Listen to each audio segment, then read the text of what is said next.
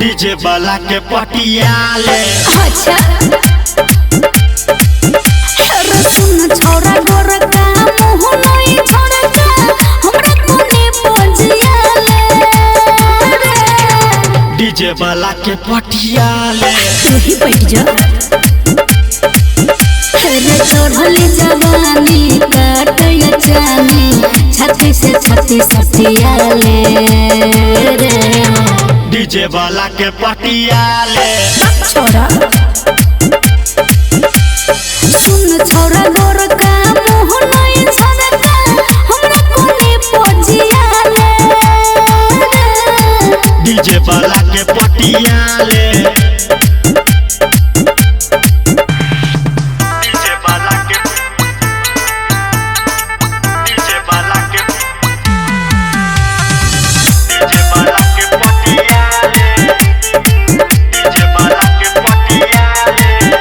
एगो मौका देबो नोय रे धोखा देबो कोल प्यार हमरा से पटका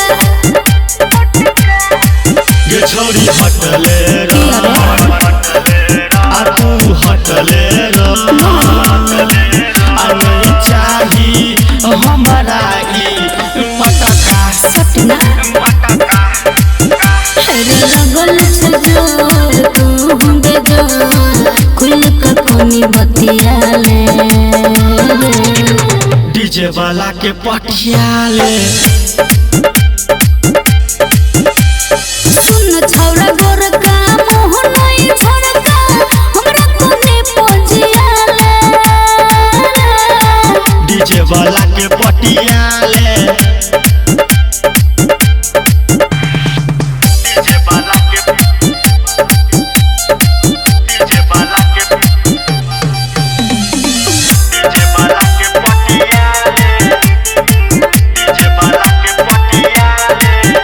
दहे डीजे बजा कोनो गाना लगा आए कूद कूद के हम नचबे गे छोरी लोल मजा आ तू हमरो ताजा आ तोरा नैना के बन से गे बचबै